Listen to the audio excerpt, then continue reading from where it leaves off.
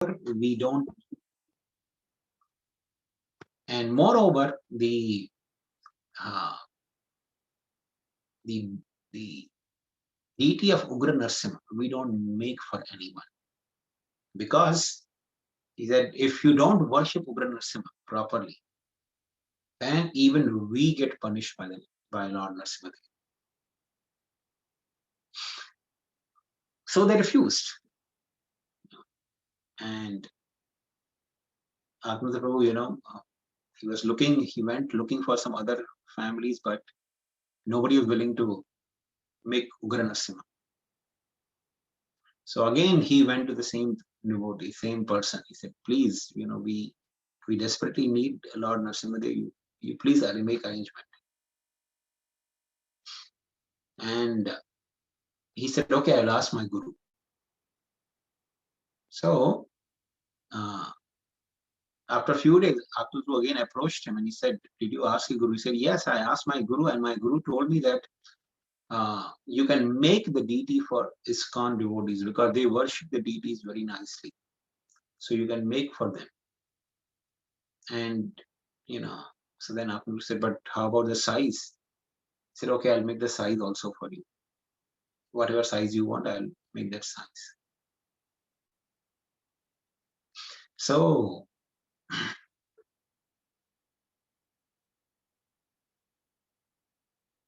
he said, come after 6 months.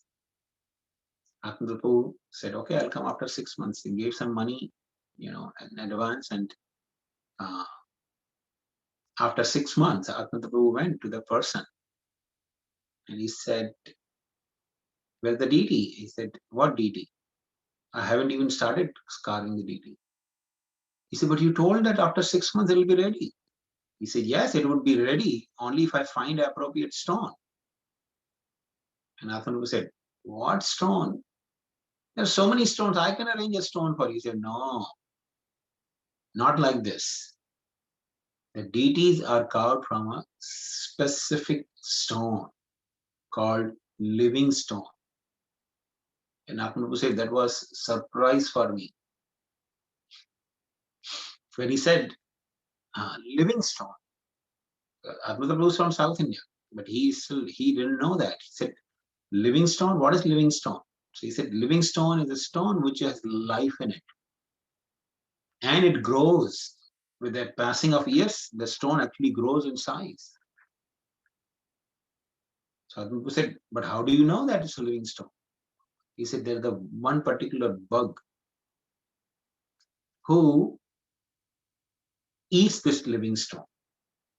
So this bug would start drilling into the stone from one end, and he will make the hole all the way to the other end.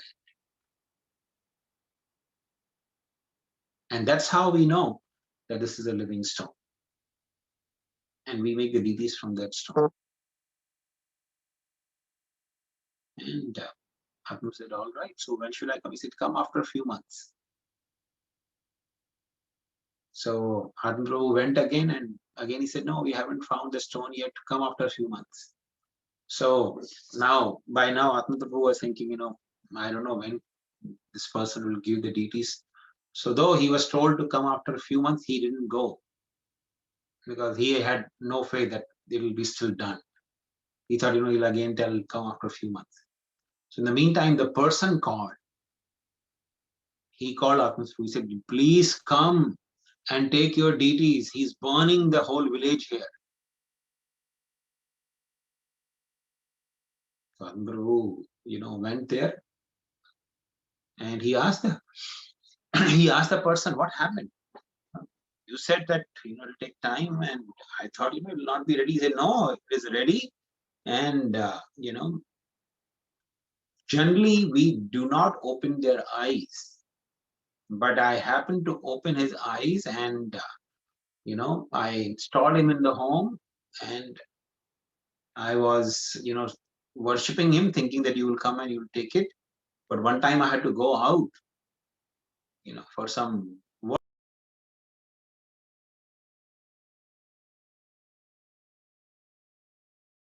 He came out. So he said, I opened the eyes also and I installed him, but you never came. So I went for some work outside, few days back, and I failed to worship him, offer him the appropriate worship at the time, which I do regularly. And the whole shed was burned to ashes. Everything was burned. So you please take him. So Atma Prabhu immediately arranged for a truck full of sand so that he can put the deities on the sand, because they had to drive from Kumbakonam all the way to Mayapur. So uh, the deity has to be properly protected. So they put the deity on the sand in the truck. There was the sand beneath the truck, and on the top of that there was a deity lying. Narasimha was lying there. And Atma Prabhu said, generally, when you go from one state to another state, these told they told people they trouble you so much. Okay, but we had this clearance paper of Lord Narasimha, and as soon as they were looking in the truck, Lord Narasimha's deity, they say, "Oh, go, quickly go." They were not, stopping us anywhere. So the devotees actually brought Lord Narasimha to Mayapur. So I think around mid-80s sometime they brought Lord Narasimha. And since the time Lord Narasimha was installed, all the attacks and the problems that temple had from the neighbors, they practically stopped. One time, Pankajangi Prabhu and Janaspu, they were telling that, whenever you used to go for yatra, they used to actually come and narrate and share the pastimes. So they were telling that one time it so happened that Janaspu Prabhu and Pankajangi Prabhu, they were sleeping in the night, and in the middle of the night, around 1:30 in the night, they started hearing the mridanga. Loud mridanga is being beaten. So, they came down to see in the temple hall, because they live, right next to, just behind the Panchatattva altar. Their room was practically on the second floor on the Panchatattva altar. So they came walking to the temple hall, and temple hall was practically empty, completely empty, because nobody was there. It's middle of night, 1:30 in the night. So then he thought, maybe it's my hallucination. I will go up. So he went up, and again the mridanga started beating very loudly. So he came down to check what is happening. He came near the gate and he saw few people were at the gate of the temple, and they were trying to cut the lock to get entry into the temple. So they turned on the lights, and as soon as the lights were turned on, the person who was trying to cut the lock, he ran away. So in this way, Lord Narasimha actually protected the temple from the attack. And in this way, whenever there would be some effort to create trouble, Lord Narasimha would give indication. And there are a lot of devotees from all over the world. They keep sending their, prayers. They keep calling the pujaris, especially they would call Jannivas Prabhu or Pankajangi to pray for them to be relieved from their problem or anxieties. I was reading, few pastimes from different sources. They had prayed. There was one couple from Calcutta. They were not having a child. As I said, difficulties in our life are because of karmic backlog. So sometimes people, they misuse, so many people get their children aborted. They kill the children in the womb.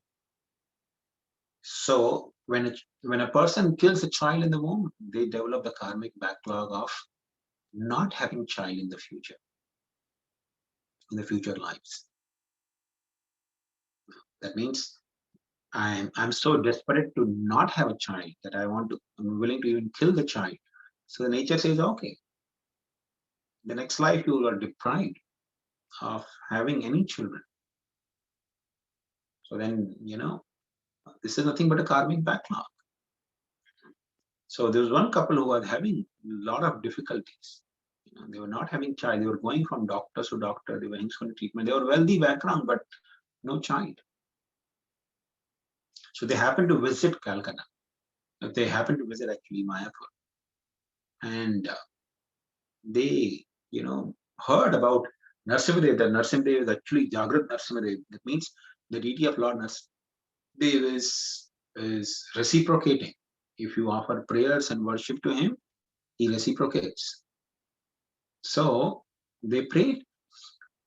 They prayed that, let us have a child. Please forgive us whatever, karma or karmic backlog we may have.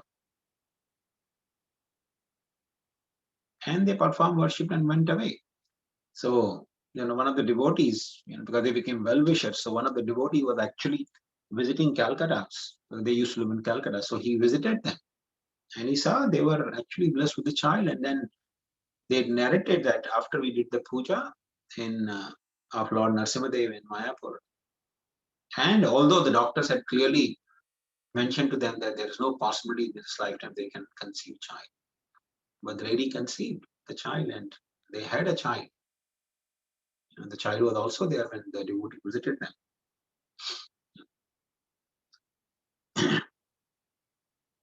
There was another instance of one family from London. I had read this, this was a few years ago. It had come, Facebook, some devotees had shared. There's one family from London, the well-wishers and the devotees, they visit even locals Khan temple, they're devotees. So this person's wife, she was, detected with cancer. And they used to actually visit Mayapur very often. So the husband actually called the devotees. I believe he called Shankarananda Prabhu in Mayapur. And he said that, his wife has been detected with the kind of final stage of cancer in the lower areas, the pelvic, so the doctors have given up. They're saying that in 3 months she has at the most 3 months to live, and we are going for a surgery, urgent surgery to Frankfurt in Germany. So please pray for her. So he actually called some devotee in Mayapur, and the devotee went to Pankajangri Prabhu. And he gave some, he told Pankajangri that there's one devotee, from devotee family from London. And this thing is transpired. The Mataji is actually in a very serious critical condition. So Pankajangri Prabhu said, okay, tell me the name, I will do some puja for them. So he wrote the name of the Mataji on the paper and he gave it to Pankajangri. Pankajangri Prabhu performed the worship. In the meantime, the same time, the worship was, or the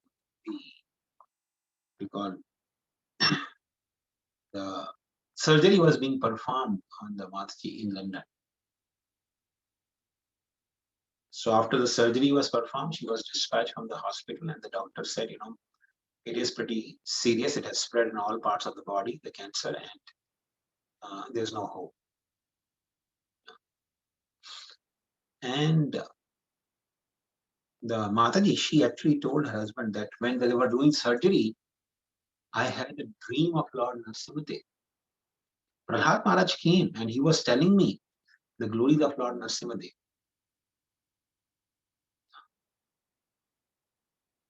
And I feel a completely different person. It looks like there was some evil force residing in my body. That evil force is gone now.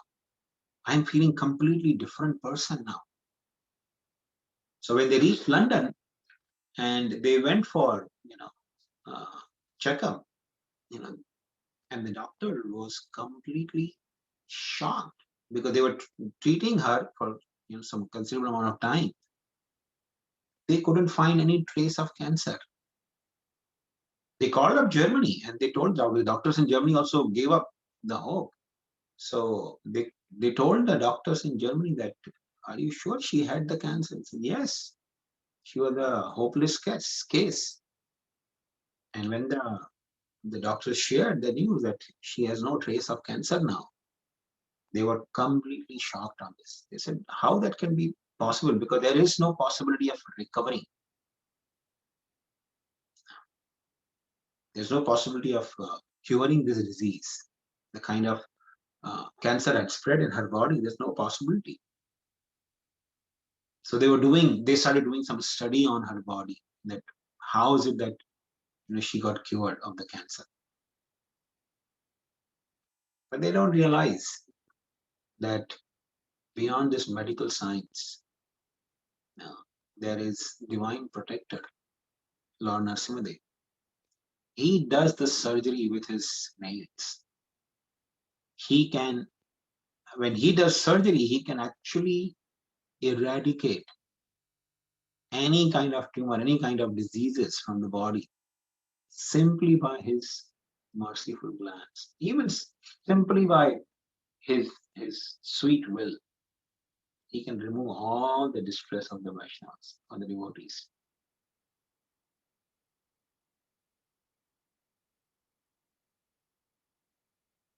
There are, many instances. There was one devotee who lives in Argentina. Name is Manhor Sham.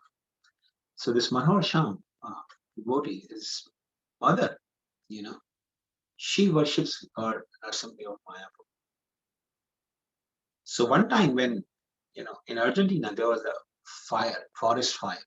Just like, here in California, we have a lot of forest fires. So Argentina also one time there was a forest fire and,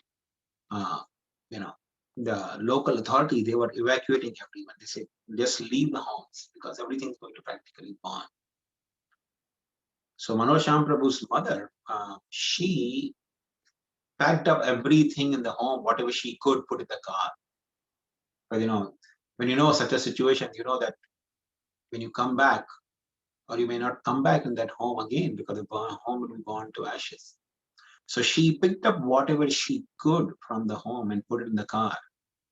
But because she was trying to fill the car as much as possible, the fire reached really near them.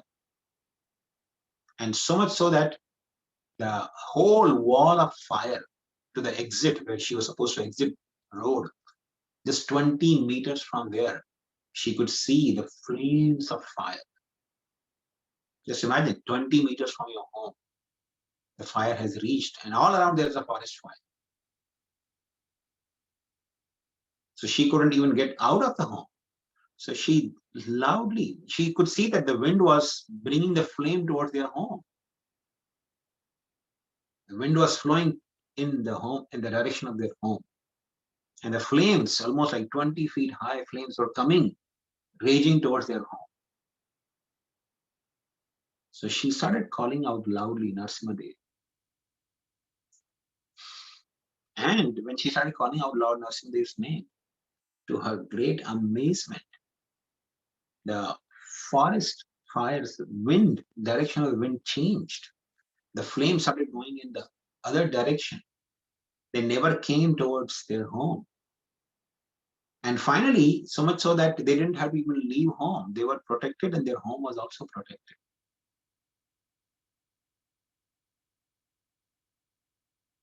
We hear from Krishna's pastimes, that Kamsa had sent one of the demons, which was in the form of fire, fiery demon. He was a friend of Pralambhasura. So he came, he brought the raging winds and he wanted to swallow Krishna and all the cowherd boys. And Krishna, he swallowed that forest fire demon, and and in this way he protected the associates, his own associates. So sometime we understand actually that demons could actually take the form of a wind, or they could take the form of fire as well. And they try to create nuisance. But when Lord Narasimha's name is chanted, even if the demon, some powerful demon in the form of a fire or wind is there, cannot harm the Vaishnavas.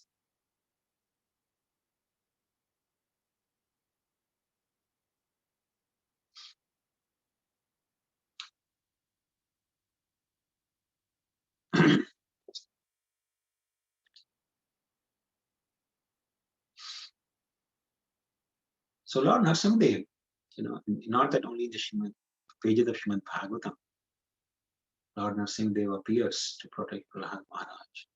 He actually appears to uplift the Vaishnavas, to protect the Vaishnavas in different parts of the world.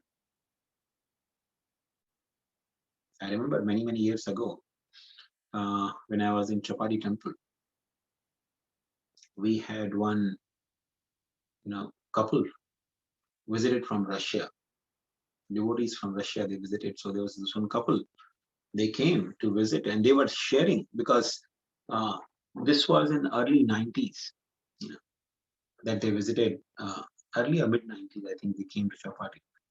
And we know till late 80s, Russia was, early 90s, I think Russia was a communist country. So they were sharing their experiences. So this couple was experiencing, sharing that one time when they were distributing books in Russia, they were caught by the police because it was illegal to distribute religious literature. If you caught, no bail, nothing. You could be put in jail without any, process, hearing in the court or anything. You could be just end up in the jail for, undefined amount of, number of years. Practically, you could spend your whole life in the imprisonment. So they were caught with the books. So the officer brought them to the prison cell and he said, "Listen," he told the devotees, "I will let all of you go. I want you to do just two things. All of you take these books that you're distributing, take these books and tear them into, pieces. And you are wearing these neck beads, you snap these neck beads, break those, and I'll let all of you go." And the devotees, they refuse. They say, "No, we cannot snap the neck beads. We cannot tear these books. These books are so sacred." So this officer, he brought, some huge, very huge, ferocious looking dogs. And these dogs, they were trained to even rip off human beings. So he told devotees, he brought the dogs in the, in the prison cell. He told the devotees, "If you don't do it, I will release these dogs on you. And these dogs, they will actually rip off your flesh and eat it." So the devotees still refused. They say, "No, we cannot do it." So they released the dogs and they commanded the dog to go and rip off the devotees, to practically eat them. And devotees very loudly started calling out Lord Narasimhadev's name. And as soon as they started calling out Lord Narasimhadev's name, the dogs, which were actually trained dogs, so ferocious, they turned back and ran away. When they saw the devotees chanting Lord Narasimhadev's name, the dogs actually turned back and ran away from there. And this was something very unusual. The officers had never seen something like this. So anyway, they released the devotees and let them go. But Lord Narasimha, he protected them. He protected the devotees. Simply anyone calling out the names of Lord Narasimha, Lord Narasimha protects.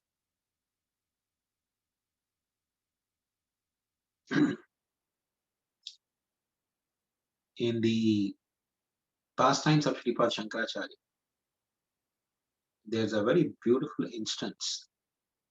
Shankaracharya has written a very beautiful song. It's called Narasimha Caturdasi Stotra. Lakshmi Narasimha Mama Dehi Karavalamba. It's called Lakshmi Narasimha Karavalamba Stotra. It's also called Karuna Rasa Stotra. Because in this entire prayer, Sripad Shankaracharya is praying and begging for the mercy of Lord Narasimha, begging for the protection by the merciful hand of Lord Narasimha. So, Sripad Shankaracharya, he was traveling all over India, defeating all the scholars of, continent. As we understand, Srila Prabhupada explains in Srimad Bhagavatam that Shankaracharya actually appeared in this world to wipe out the effects of Buddhism. Buddhism has taken roots. So he appeared to remove the Buddhism from India. And he would travel different places all over India and defeat big scholars and the leaders of different religious groups. He would actually defeat them. And in those days, the custom was anyone get defeated by you, he becomes your disciple. So he was making so many disciples. And Shankaracharya's disciple means they have to take sannyas. So even if they were householders, if they were defeated by Shankaracharya, they had to accept sannyas. So in this way, he was going around and defeating everyone. So there was one particular place, there was a very, very greatly learned scholar. His name was Mandan Mishra. So Mandan Mishra, he was a very learned scholar, very famous as well, all over India. So Shankaracharya was thinking, if I defeat him, then my sampradaya would actually be recognized, because Mandan Mishra was a very well-known scholar in those days, very famous all over the country, all over India. And his wife, she was equally, if not more, learned than him. In fact, it is said that Brahma, Lord Brahma and his wife, Saraswati, they appeared as Mandan Mishra and his wife. So, Shankaracharya, he went and had a debate for many, many days. The debate went on. And ultimately, Mandan Mishra was defeated by Shankaracharya. So when Mandan Mishra was defeated, he had to accept sannyas order by the rule. But then his wife came and she told Shankaracharya that wife is considered the better half of the husband. So you might have defeated my husband, but you have not defeated me. Okay. Until unless you defeat me in the debate, your victory cannot be asserted. So you have to engage in debate with me. And Shankaracharya said, all right, I'm ready for the debate. She said, I want to debate with you on Kama Sutras. Kama Sutras are, part of the Vedas. They deal with the Kama, or the desire for sex life, how that can be satisfied. So she said, I want to discuss Kama Sutra with you, but you are a sannyasi, so you don't have any knowledge, you don't have any experience of Kama Sutras. So how you are going to debate with me? Now, see, in those days, it is, if a opponent is challenging you in a debate, and Shankaracharya as a sannyasi, he cannot accept, marriage, or he cannot actually engage in sex life. So he's practically defeated because she's Mother Saraswati. So Shankaracharya told Mandan Mishra's wife, all right, give me the 1 month's time. I'll come back and then we'll have debate. So Shankaracharya went to his, ashram, and he had a very dear disciple, name was Father Padma. So he told Father Padma, that I will go into samadhi. I will leave my body now here in samadhi, and I will enter into the body of some other person.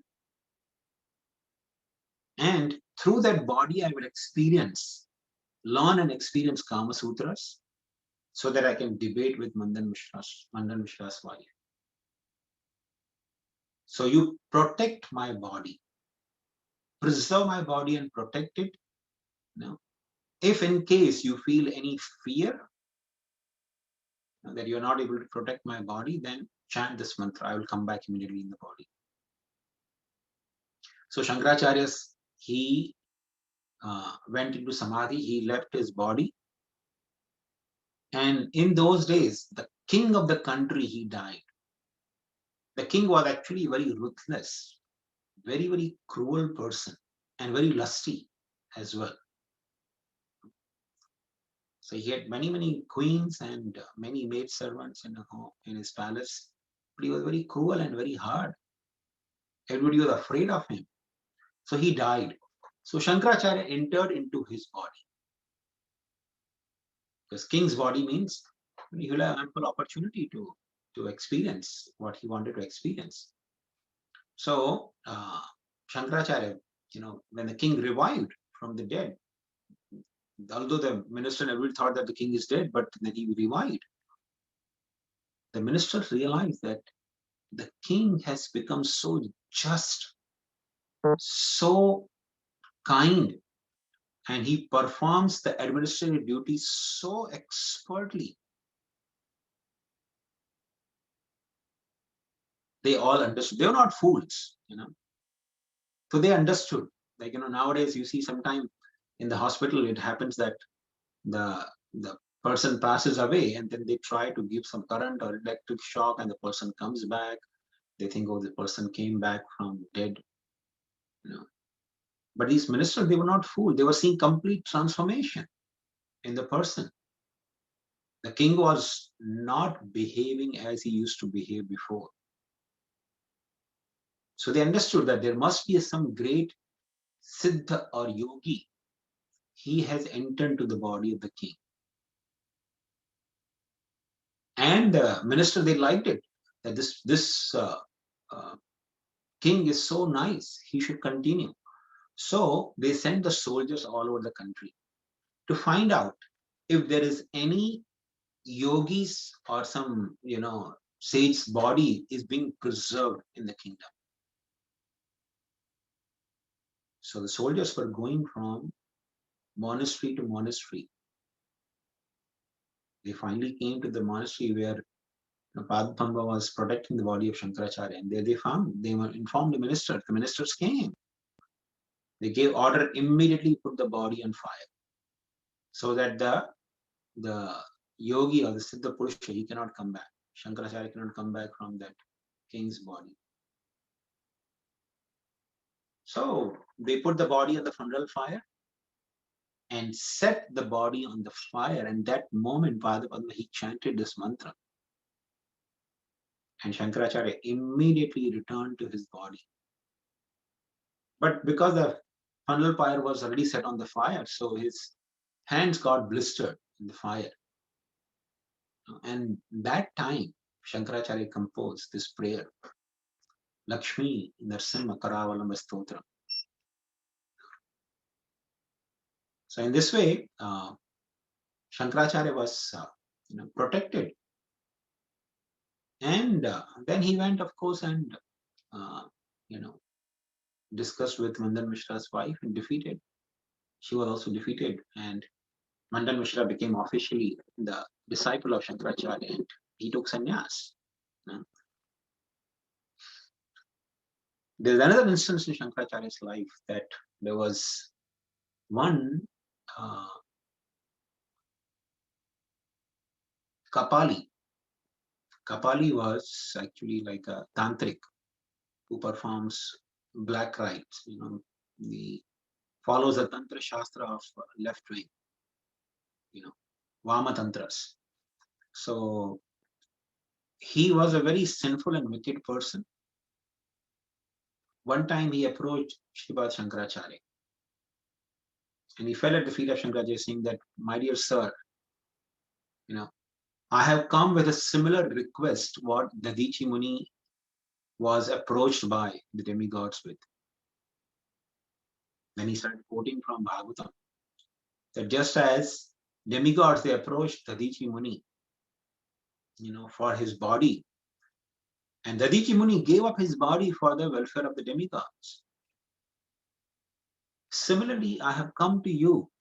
I want to offer one sacrifice to Kala Bhairav, form of Lord Shiva, which will make me immortal in this body. But for that, I need the human sacrifice of a great soul. So you are such a great soul. Please give your body to me. I'll sacrifice your body and I'll become immortal. So Shankaracharya said, all right, you can take my body. But there is one problem. I have one disciple. His name is Pada Padma. He's very affectionate and attached to me. If he's around, he will not let you to offer me a sacrifice. So Kapali said, okay, then you come with me. We'll go far away from here. So Shankaracharya's monastery was on the bank of a river. So he took the Shankaracharya on the other side of the river in the forest. And there Shankaracharya said, he had arranged, Kapali had arranged for the sacrifice for Phanelia. And Shankaracharya sat in the samadhi. He said, okay, you can do whatever you want to do with me. So Shankaracharya went in trance, in samadhi.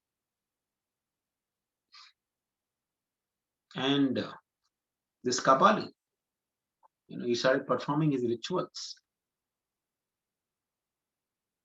And finally, when he was ready to chop off the head of Shankaracharya. That very moment, Pada Padma, who was on the other side of the river in the monastery, he had inspiration from within. And Pada Padma was a very, very accomplished, kind of a servant of Sripad Shankaracharya. So he had Siddhi in Narasimha mantra. So he chanted the Narasimha mantra and he could understand that there's some fear for my guru, my spiritual master. So he chanted this Narasimha prayer or Narasimha mantra. And he had perfection in that mantra. So as soon as he chanted this mantra, Lord Narasimha Dev entered into his body. So Padma practically became like Lord Narasimha Dev, like a Shaktavesha avatar of Lord Narasimha Dev. Immediately he leaped in the sky from this side of the river to the other side. And the Kapali had raised his sword to chop off the head of Shankaracharya. He appeared right there in front of him. With his nails, he has transformed into Lord Narasimha Dev's form. He caught hold of this Kapali and in great anger ripped off the entire body of Kapalika into pieces in a great roar.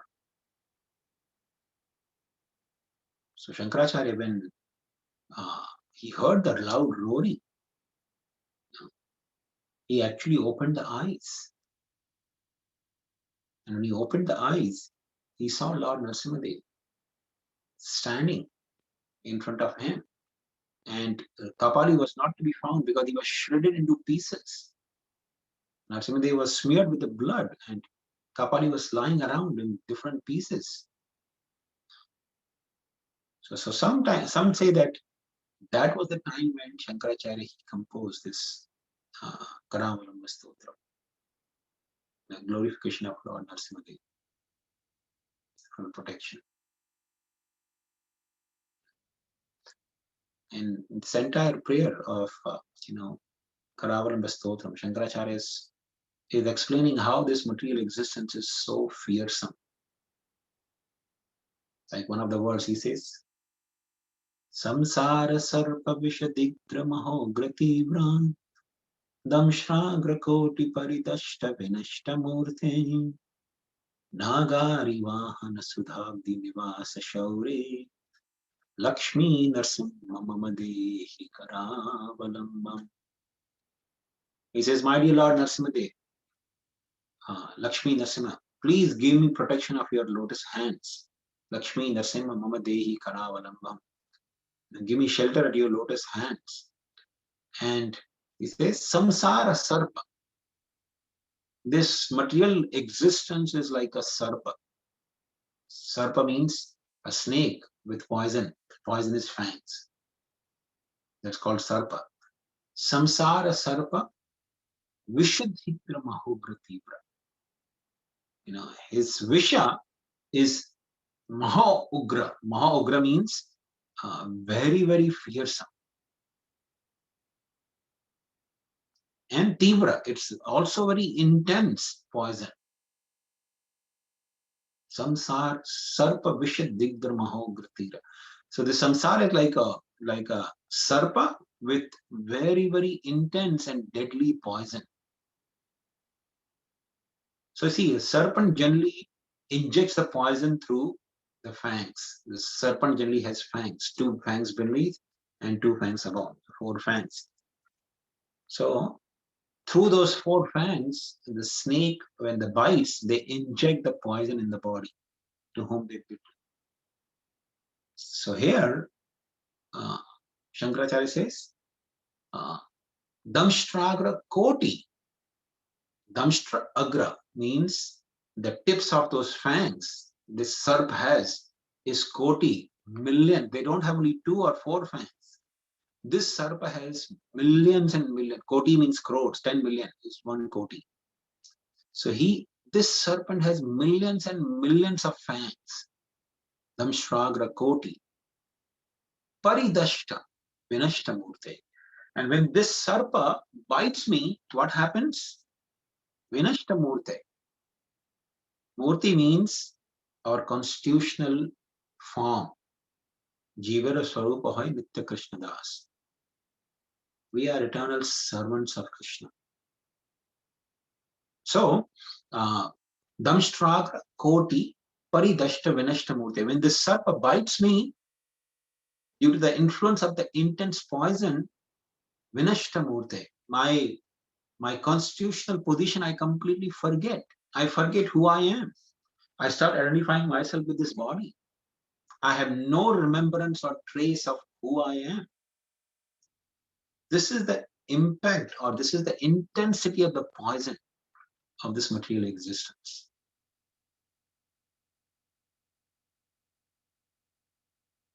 But he says, Nagari Vahana Sudhabdi Nivasa Shaure. My dear Lord, your carrier is Nagari Vahana. Vahana means your carrier. So your Vahana, Garuda, is Nagari. He is the enemy of serpents. Nagari Vahana. And not only your Vahana, your carrier, Garuda, is enemy of serpents. Sudhabdi Nivasa. Your Nivasa, we know Lord Vishnu resides in Kshirosagar.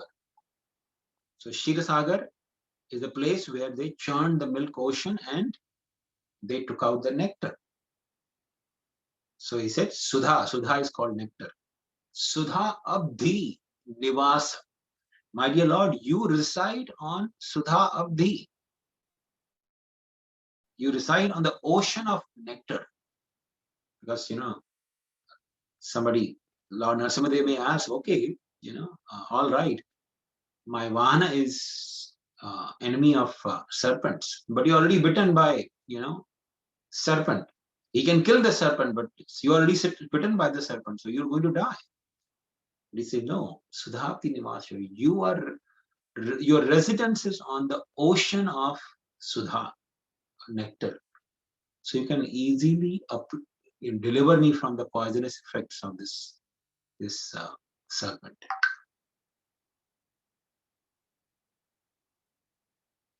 In this way, Nagari Vahans Nivasa Shauri. Oh Lord Shauri, please give me protection under your lotus hands. Oh Lord Lakshmi Narasimhadev, please protect me.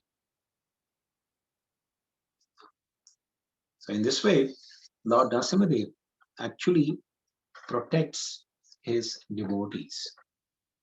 It's not that he appeared only for Prahlad Maharaj or for Shankaracharya. Even till this day, Lord Narasimhadev protects his devotees. And the protection is not simply protecting the body. The protection is mainly protecting our Krishna consciousness. Because this body will eventually die, will be subjected to death. But spiritual life or a practice of Krishna consciousness is our real life. That is bringing us closer to Krishna every passing moment.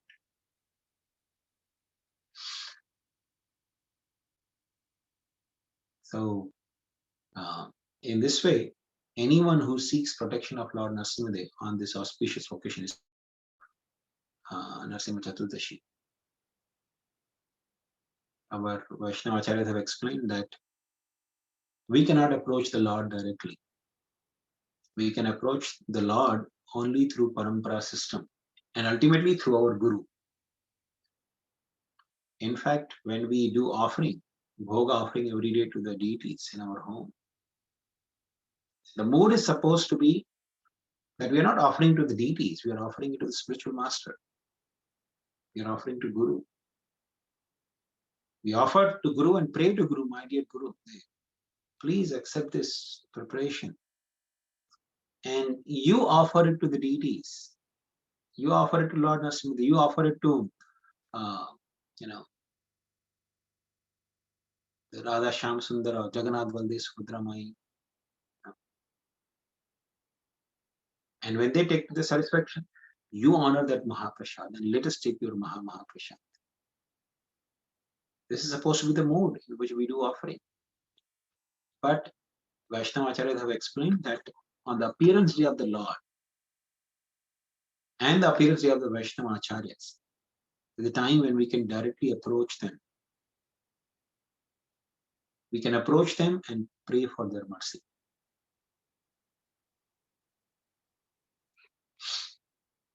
So on this day of Lord Narasimha's appearance, we can approach Lord Narasimha and pray for his mercy. Mercy in the form of protecting our Krishna consciousness.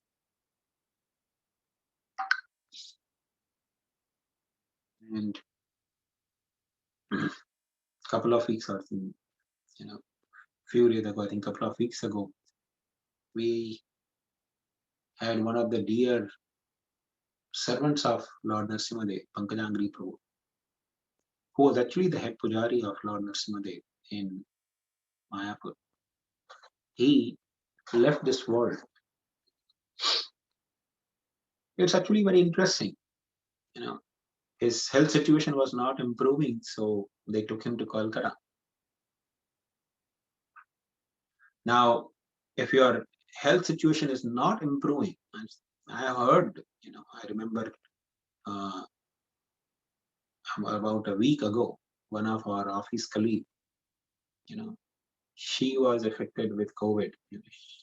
She works in our team, so I called her, and her whole family was affected. Her husband had got COVID, her father had got COVID, and it apparently so happened that her father left the body due to COVID, and she couldn't even go to see him because she herself was confined in the hospital.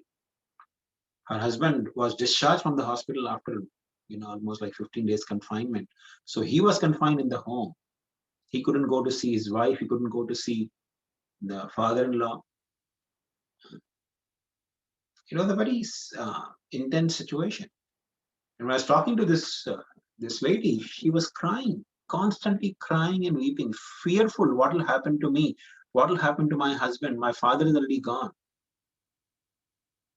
I was talking to her almost for half an hour. She was constantly crying. So much fear. I could feel so much fear in her.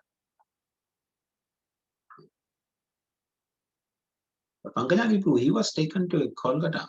And when he saw that situation is not improving, he told devotees, I want to go back to Mayapur. Going back to Mayapur means I'm ready to leave. I don't care for protecting the body. The body is going to be vanquished anyway. He insisted, devotees, take me back to Mayapur. Complete fearlessness. I remember when he passed away, one of the devotees, Madhanand Prabhu, disciple of Gaur Govind Maharaj, he wrote a beautiful, kind of article on the Facebook. He said, this is Virha Utsav. Virha means separation. So he said, this is Virha Utsav now we are experiencing. And then he had explained that this is Utsav for Pankajangri Prabhu. Because he's gone in service of Radha Madhav. He's gone back to the spiritual world. He is with the Lord right now. So it's Utsav for him. It is Virha for all of us. Because we are deprived of his association. He was saying that there's no question of praying for Pankajangri Prabhu. He said, I can pray to Pankajangri Prabhu that please bless me that I could also have a drop of faith and devotion to Lord as he had. He doesn't need prayers from me. That's what he was writing there. And that's true. We actually need to pray to the Vaishnavas like them so that we can imbibe even a drop of devotion, what they had. So Pankajangri Prabhu, he is in the association of the Lord. But of course, Vaishnavas here in this world, they are deprived of his association.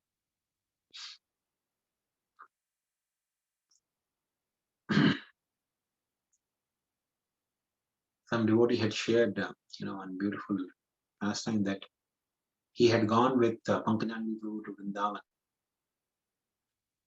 So they were doing, parikrama in Varsana.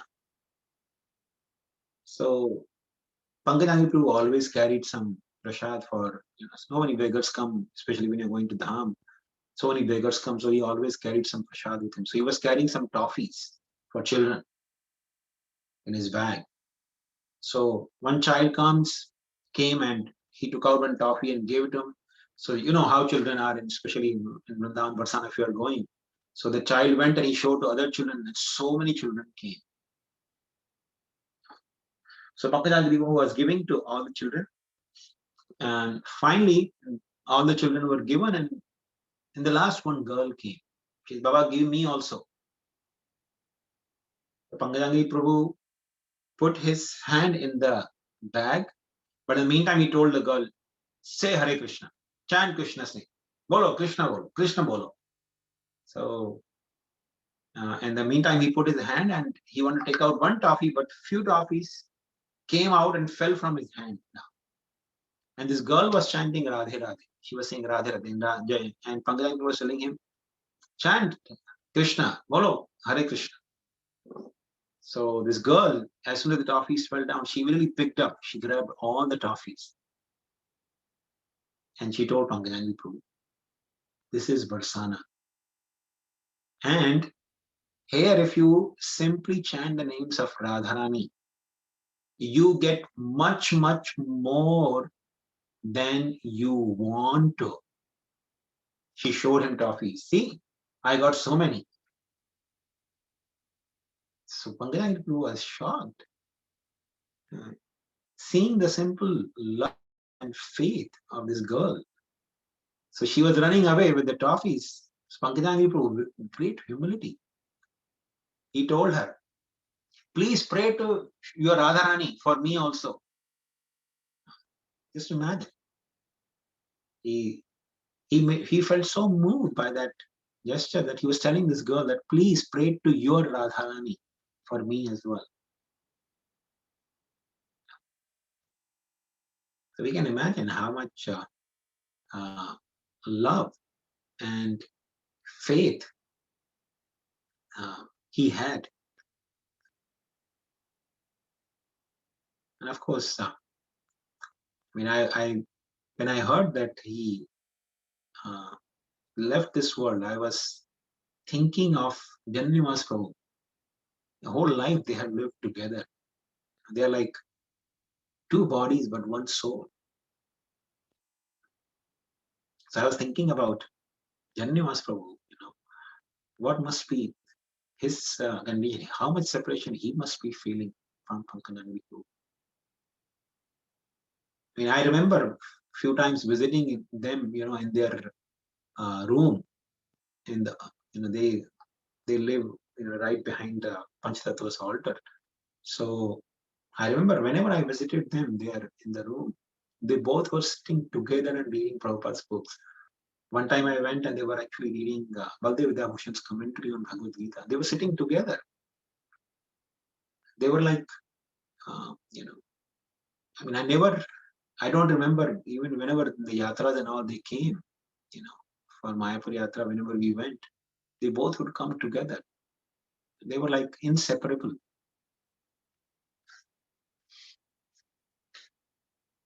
So it's certainly a great loss for the Vaishnava communities within ISKCON society. But we pray on this auspicious day to Pankajangri Prabhu also that he may bless us, that we may overcome all the anarthas, which are like the demons. Hiranyakashipu demon, which is actually, captured our consciousness. When Hiranyakashipu was killed by Lord Narasimha, the demigods came and prayed. They were praying to Lord Narasimha, glorifying him. So the demigods, they came and prayed that, my dear Lord, thank you very much that you killed this demon Hiranyakashipu. Our consciousness is supposed to be fixed on you. But because of this demon, we were so much fearful. Our consciousness, our heart was occupied by this demon. So similarly, anarthas are like this powerful demon, Hiranyakashipu. Now, these anarthas in the form of lust, anger, greed, envy, pride, illusion, they actually overpower our consciousness. They take away our consciousness from Krishna. So we pray to Pankanangri that he may bless us so that we can overcome all the anarthas within our heart. And we can take shelter, sincerely take shelter of the instructions of Guru and serve Guru and Gauranga. So with this, we will end our discussion here today. If anyone has any questions, you can ask, or we can go to the next part of our program.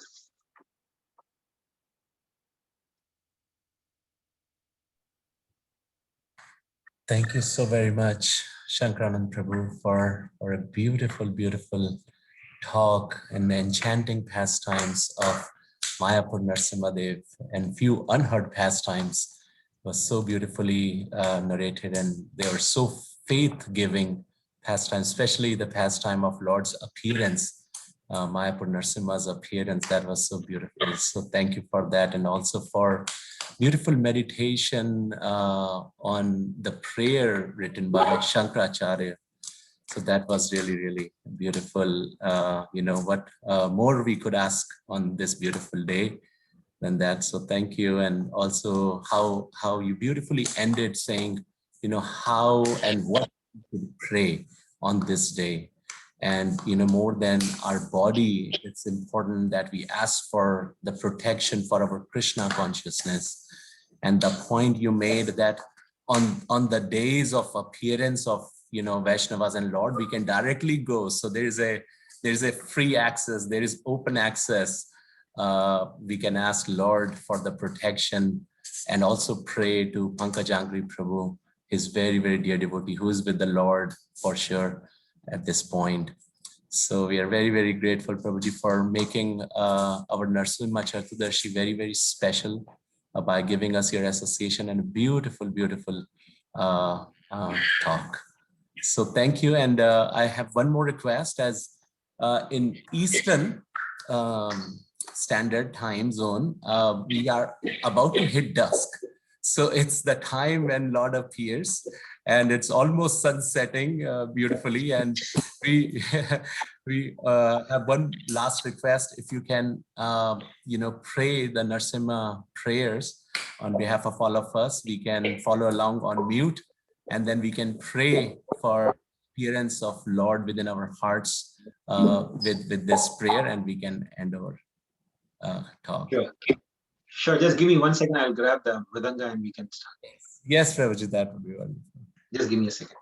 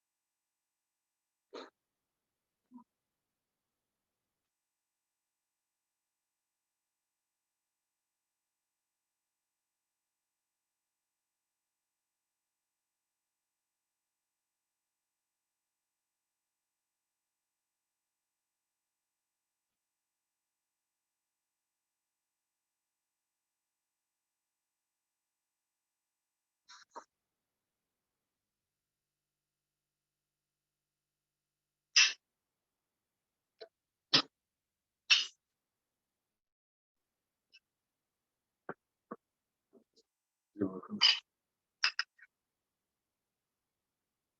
Namaste Narasimhaya.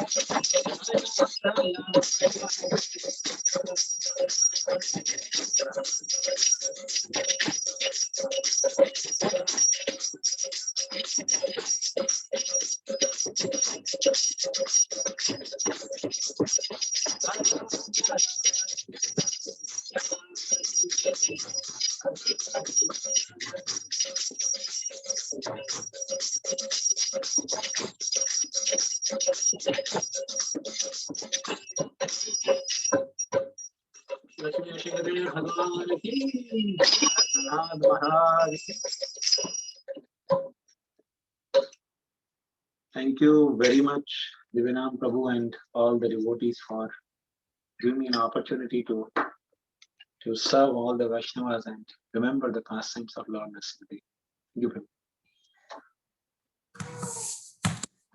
Yes, thank you, Prabhuji. We remember last time, last Narasimha Chaturdashi also we had your association online, and I hope that next Narasimha Chaturdashi we can get your association, but in person, not on Zoom. I wish you can visit us here and yeah. Thank you so much, Prabhu. Hope that this pandemic, the cloud of pandemic, uplifts from the world and Yeah. the world's attain the peace and happiness, and Vaishnavas can actually return to their, you know, actual, from virtual to actual, uh, you know, association. We've been missing the loving embrace of Vaishnavas. So hopefully by next Narasimha Chaturdashi we should be free from this pandemic. Yes. Yes. Prabhuji, Prabhuji, there is one question from Sityanandan Hari Prabhu. You would like to ask a question? Sure, so we can, if it's okay, if time is there, for time permits all of you. Yeah, sure.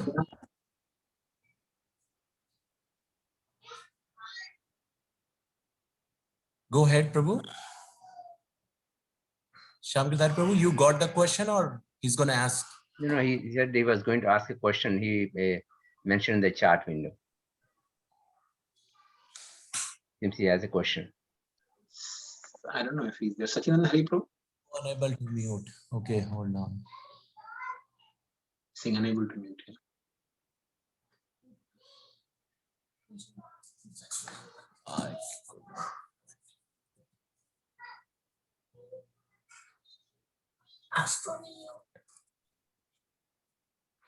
Hare Krishna, Sachinanda Hari Prabhu, are you there?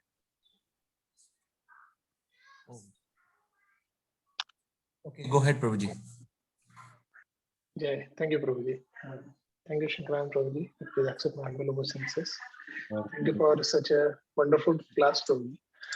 Prabhuji, my question is related to the Leelas that we discussed today. So, in all the Leelas, we see devotees are in some distress. They are approaching to Lord Narasimha, and Narasimha is reciprocating with them. So, in many places we read that okay, we should not ask anything for ourselves to Lord, and we see some siddhant in other way also, like akama sarva kamova moksha kama yarati tivrena bhakti yogena vrajeta purushapparam. So how to address these two things? Probably, like in one way we see we should not ask anything material to Lord, but in other way Lord reciprocates when we face some material difficulty as well. So just wanted to understand from all the Leelas we discussed today how Lord Narasimha reciprocated, how we can take this up in our life, so we cannot and that we can benefit more with this. So just need more. Thank you very much, Thank you. Sachinanda. Somehow that I missed that point to mention in the class. So I always remember is Shamanand Prabhu, one of the senior brahmacharis from Chapari temple. He used to always say one nice example. He said, whenever we ask the Lord for anything, he said there's nothing wrong in asking from the Lord, because even when we see in Bhagavatam, right, when the Brajvasis are in trouble, they run to Krishna, Krishna, Krishna Mahabaho. When they're saying, oh, the too much rains are coming, no, hailstorm is coming and Indra is angry on us, they turn to Krishna, Krishna, please protect us. So there's nothing wrong in approaching Krishna whenever we have some trouble, but there is only one problem. Now, because we do not know what is best for us. One thing we should all remember, that whenever we are in any trouble or any situation, Krishna is fully cognizant. He's aware of that situation. Yet, devotees approach Krishna because we want to have loving reciprocation with Krishna. Right? Brajvasis, they don't go to Krishna because they are in trouble. They approach Krishna because that gives them an opportunity to approach Krishna and to see another pastime of Krishna, to have another opportunity to glorify Krishna. When Krishna lifts Govardhan hill, that glorifies Krishna so much. So the devotees are eager to, like even in case of that donkey demon, right? Ass demon, Dhenukasura. So the cowherd boys, they told Krishna Balram, there are so many beautiful fruits. The fragrance of that fruit is actually making us, feel hungry. We want to eat that. But Vaishnava Acharya explained that the cowherd boys, they had no interest in the fruits. They wanted to serve the fruits to Krishna and Balaram. But if they would have told Krishna, Balaram, we want to serve you the fruit, Krishna said, no, forget about the demon is there, we don't want. Therefore, in order to serve Krishna, they said, Krishna, we want to eat those fruits. We are feeling appetizing. And Krishna will never ever neglect his devotees' desires. So similarly, we can approach Krishna, we can approach Lord Narasimha for protection. But because our intelligence is not purified, sometimes we ask for some relief or something which is actually required for us, some trouble which is really required for us. So in that case, Krishna will not reciprocate the way we desire or way we expect. So then there's the problem. Shaman Guru used to say, sometime we approach Krishna, Krishna, please give me this. Krishna, please, please give me this. Krishna, please, please, please, please give me this. And when Krishna doesn't reciprocate, say, why are you not giving me? I've been asking so many times. Then you start demanding. And when still the desire not fulfilled, there's the fear of you may lose faith in Krishna altogether. So yes, we should approach Krishna, but we should approach Krishna not asking for some specific thing. We should be approaching Krishna with the prayer. Initially, at least for neophyte, should be asking Krishna, Krishna, I don't know what is best for me. You have put me in such and such situation. I don't know, whether the situation is for my upliftment or for, bringing some good fortune to me, bringing me closer to your lotus feet. If you feel that the relief from this situation will bring me good or bring me closer to your lotus feet, please relieve me from this difficult situation. That prayer will always be done in the detachful mode. So I'm depending on Krishna. Krishna, if you feel this is good for me, then please let that happen. And if it doesn't happen, then you know it's not good for me. So many times, I've personally experienced, I desire something very much, very badly. I desire something, and that doesn't happen. And after some time, Krishna reveals, oh, it was troublesome. If I would have been in that situation, I would have been troublesome. So, actually speaking, Krishna knows what is actually best for us. What is best for us? Not only best for us, but Krishna knows what is best for every living entity. Even non-devotees, even people who are atheistic, even people who are demonic, who have aversion to Krishna, even to them, Krishna is always kind, a kind friend. He does everything in order to bring them closer to him. So we can approach Krishna, we can approach Lord Narasimha for protection or relief from some difficult situation, but in a detachful mood. Krishna, if you think it's appropriate, let this transpire. I hope that makes sense, Prabhu.